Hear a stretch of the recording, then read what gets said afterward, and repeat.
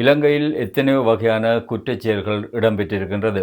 இலங்கையின் அதிஉச்ச பாதுகாப்பு வலயம் என்று சொல்லப்படுகின்ற கொழும்பின் மத்திய பகுதியில் அமைந்திருக்கின்ற போர்ட் சிட்டி பகுதியில் 2 வெளிநாட்டு கும்பல்கள் ஒருவரை ஒருவர் துப்பாக்கி முனையில் கடத்தி சென்று ஒருவரை படுகொலை செய்த சம்பவம் தற்பொழுது இலங்கையில் பெரும் அதிர்ச்சியினை ஏற்படுத்தியிருக்கின்றது.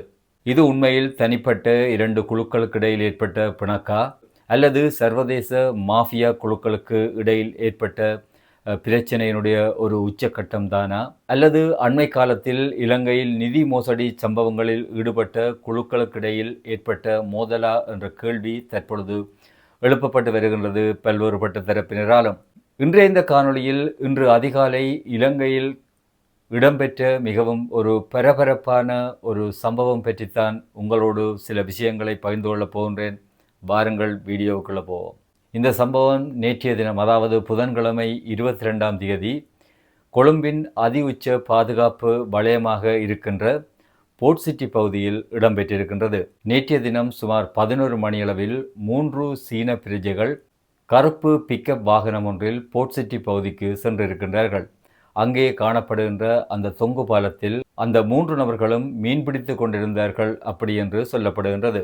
இதனைத் தொடர்ந்து வியாழக்கிழமை விடியற்காலை 2 மணியளவில் 20 பேர் கொண்ட இன்னொரு சீன குழு அந்த பகுதிக்கு விஜயம் செய்திருக்கின்றது. அப்படி அங்கு சென்ற அந்த குழு அந்த மீன்பிடியில் ஈடுபட்ட அந்த 3 சீன பிரஜைகளையும் கண்மூடித்தனமாக தாக்கியிருக்கின்றனர். அதிலிருந்த 2 நபர்களுடைய கைகளை கட்டி போர்ட் சிட்டி பகுதியில் காணப்பட்ட வாகன தரிப்பிடத்தில் அப்படியே போட்டுவிட்டு இன்னொரு சீன பிரஜையினை அந்த குழுவினர் தாங்கள் வந்த அந்த வாகனத்தில் கடத்தி சென்றிருக்கின்றனர். கடத்தி சென்ற அந்த சீன நபரினுடைய பெயர் காகோ சோங் அப்படி என்று சொல்லப்படுகின்றது. கைகள் கட்டப்பட்டு போர்ட் சிட்டியினுடைய வாகன தரிப்பிடத்தில் போடப்பட்டிருந்த அந்த 2 சீன பிரஜைகளும் தங்களுடைய கட்டுக்களை அவிழ்த்து கொண்டு இன்று அதிகாலை 5 மணியளவில் துறைமுக போலீசாரிடம் இது தொடர்பாக முறைப்பாடு செய்திருக்கின்றனர்.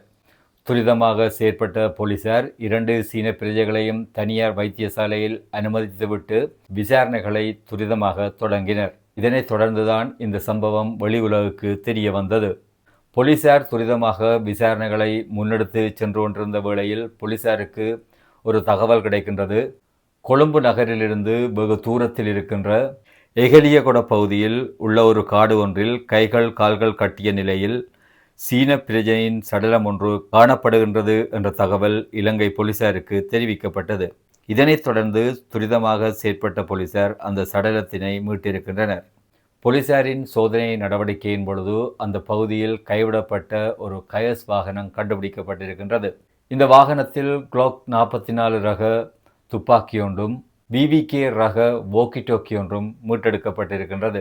உண்மையில் இலங்கையினுடைய மையப்பகுதியில் அதிலும் மிகவும் அதிஉச்சமான பாதுகாப்பு இருக்கின்ற கொழும்பு தலைநகர் பகுதியில் இப்படியான ஒரு சம்பவம் இடம்பெற்றிருப்பது இலங்கையினுடைய புலனாய்வுத்துறை மற்றும் இலங்கையினுடைய பாதுகாப்பு கட்டமைப்பில் இருக்கின்ற விரிசல்களை தற்பொழுது தெளிவாக காட்டியிருக்கின்றது.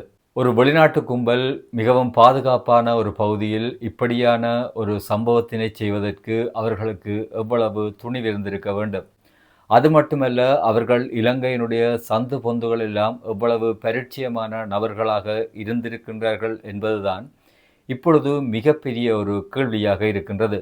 இதேவேளை தற்பொழுது சீன தூதரகம் இலங்கை அரசாங்கத்துக்கு அழுத்தத்தினை கொடுத்து வருகின்றது. மிக விரைவாக குற்றவாளிகளை கண்டுபிடிக்கும்படி இலங்கை அரசாங்கத்துக்கு சீன தூதரகம் தற்பொழுது அழுத்தத்தை கொடுத்து வருகின்றது. இலங்கையை பொறுத்தவரையில் போர்ட் சிட்டி என்பது இலங்கையினுடைய பொருளாதார மீட்சிக்கான ஒரு இடமாக பார்க்கப்படுகின்றது.